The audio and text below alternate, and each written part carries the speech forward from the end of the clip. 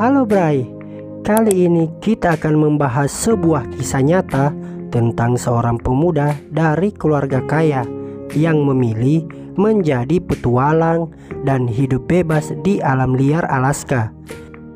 Kisahnya terbilang berakhir sedih sih Bray.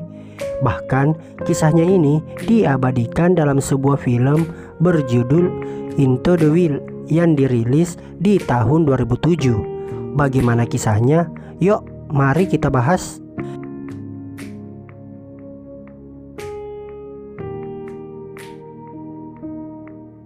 Bernama lengkap Christopher MC Candles.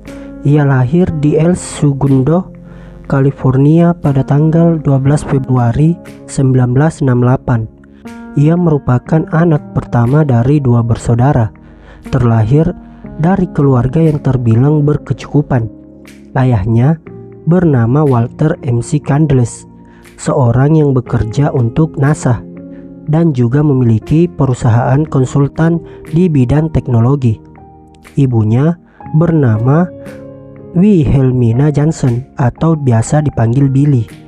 Ia juga bekerja sebagai konsultan yang sukses di tempat tinggal mereka. Dari kedua orang tuanya, Chris muda mendapatkan semua fasilitas yang ia butuhkan dan memiliki hidup yang terbilang sudah mapan. Chris muda memiliki hobi membaca buku tentang idealisme, hingga membentuk karakter Chris muda menjadi pemuda yang idealis dan cenderung menjauhkan diri dari kehidupan modern yang glamor. Ia memiliki paham bahwa kedua orang tuanya hanyalah figur masyarakat kelas menengah yang hanya mementingkan standar seseorang yang penuh dengan kemunafikan. Dari situlah ia mulai muncul niatan untuk bertualang. Awal perjalanan panjangnya menyusuri keheningan Alaska adalah setelah ia lulus dari jurusan sejarah dan antropologi di Emory University dengan nilai sempurna yang membuat Chris kala itu lulus dengan predikat cum laude dan diberikan sebuah hadiah mobil oleh orang tuanya. Namun, Chris menolak. Uang sisa kuliahnya yang seharusnya dimanfaatkan untuk melanjutkan pendidikannya justru ia sumbangkan ke sebuah yayasan amal yang berjuang untuk melawan kelaparan yang nilainya sebanyak 24.000 US dollar atau kurang lebih 380 juta. Tidak hanya itu saja, sebelum memulai petualangannya, Chris tak lupa menghancurkan kartu identitas, kartu ATM, serta kartu kredit yang ia miliki. Chris kemudian mengendarai mobil kesayangannya hingga ke suatu tempat di Arizona yang akhirnya ia harus meninggalkan mobilnya, kemudian melanjutkan perjalanannya ke arah barat Atlanta. Tak seorang pun yang mengetahui bahwa Chris akan merencanakan kepergiannya ke alam liar, baik itu dari keluarga Chris sendiri maupun dari teman-temannya. Chris memutuskan untuk melanjutkan perjalanan dengan berjalan kaki dan menyatu dengan alam bebas. Ia pun juga berganti nama menjadi Alexander Supertramp sehingga orang tuanya tidak bisa melacak identitasnya. Kemudian dia menciptakan model kehidupan baru untuk dirinya sendiri dengan menetap di tengah alam liar di luar lingkungan masyarakat untuk mencari pengalaman yang murni dan sangat tradisional. Begitu banyak cerita dari berbagai orang yang Chris temui di sepanjang perjalanannya menuju Alaska. Di setiap perjalanannya, Chris menemukan tempat baru, teman baru, serta pengalaman baru yang selalu ia tulis dalam buku perjalanannya. Di perjalanan Chris sempat juga bekerja di sebuah peternakan yang dimiliki oleh Wayne untuk menyambung kehidupannya. Selama bekerja di tempat Wayne, Chris sangat senang dengan pekerjaan baru yang ia dapatkan. Sayangnya, Chris tidak bisa lama bekerja di tempat Wayne karena ingin melanjutkan untuk mengejar impiannya hidup di alam bebas Alaska. Chris akhirnya kembali ke arah sungai Colorado, meskipun di kala itu ia tidak mendapatkan izin dari petugas keamanan terkait identitasnya yang tidak jelas. Namun, ia nekat pergi dengan menggunakan perahu dayungnya, mendayung ke hilir sungai hingga pada akhirnya membawa Chris menuju ke Meksiko. Nah, di sini Chris merasa tidak mudah untuk menumpang kendaraan di tempat ini. Kemudian, ia pun pergi ke Los Angeles dengan menumpang kereta barang. Namun, nasib sial kembali menimpa Chris. Ia mendapatkan perlakuan yang tidak mengenakan dikarenakan Chris tidak memiliki tanda pengenal untuk bekerja. Pernah juga dalam perjalanan Chris, ia bertemu dengan seorang kakek pensiunan tentara yang bernama Ron Fras di California, yang kesepian karena keluarganya dibunuh oleh perampok. Chris memutuskan untuk tinggal beberapa bulan di tempat Ron sembari mempersiapkan keberangkatannya menuju Alaska. Di sini Ron sempat membantu Chris menyiapkan perlengkapan yang akan dibutuhkan Chris selama di Alaska. Saat Chris sudah siap untuk pergi ke Alaska, Ron sempat menawarkan kepada Chris untuk menjadi cucunya. Namun Chris menolaknya dengan cara halus dan mengatakan ia harus membicarakannya kepada Ron setelah kembali dari Alaska.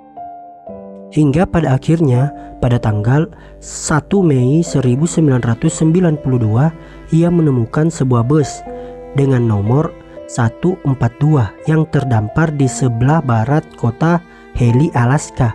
Chris menikmati bus itu sebagai rumah barunya di alam liar. Ia hidup dengan berburu berbagai binatang liar, salah satunya yakni landak, rusa, dan bebek, ataupun memakan umbi-umbian atau buah-buah lainnya. Chris sangat menikmati kehidupan barunya. Seringkali ia menyempatkan waktu untuk mendaki ke gunung yang tinggi hanya untuk merasakan kebebasan yang hakiki menurutnya. Ia pun menamai bus itu dengan nama Magic Bus. Sampai di sini, Chris merasa obsesinya menjauhkan diri dari kehidupan modern tercapai. Namun, kebahagiaan ini berlangsung sangat singkat. Seiring berubahnya cuaca dan musim, Chris menemukan dirinya mulai kesulitan untuk menemukan bahan makanan karena hewan buruan sudah semakin sedikit. Rusa yang ia buru dulu kini tidak bisa dijadikan stok makanan dikarenakan tidak adanya lemari pendingin. Sehingga rusa itu dikerebuti oleh lalat dan belatung. Di sini Chris mulai memahami bahwa alam sangatlah kasar dan tidak peduli. Saat ia mencoba untuk menyeberangi sungai untuk kembali pulang, sungai tersebut memiliki arus yang cukup deras, sehingga tidak bisa dilewati oleh Chris seorang diri, yang mengharuskan ia terjebak dan tidak bisa kembali. Hal itu membuat Chris mau tidak mau harus kembali ke dalam bus. Semakin hari, Chris mulai kelelahan dan kelaparan. Tidak ada makanan yang bisa ia makan. Dengan hanya berbekal pengetahuan survivor seadanya dan sebuah buku, Chris mencoba untuk mengidentifikasi tanaman untuk ia makan sehari-hari. Chris mencari dan menemukan di sekitar Magic Bus yang ia tinggali sebuah umbi-umbian.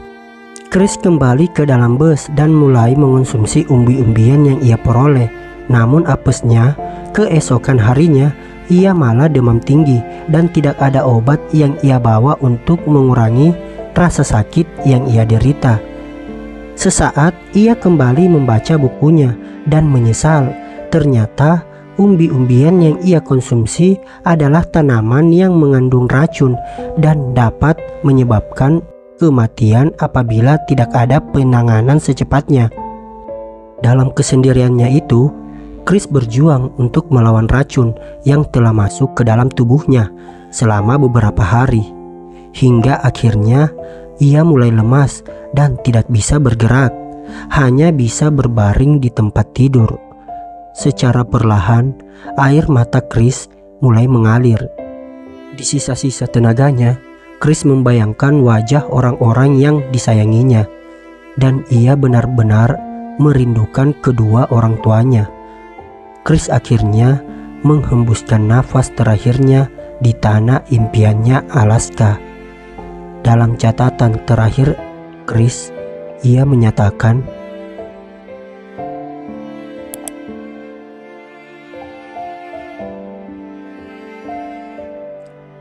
"Nah Bray, bagaimana kisah Chris ini? Apa hikmah yang bisa kita ambil dari petualangan si Chris ini teman-teman? Silahkan komen di kolom komentar.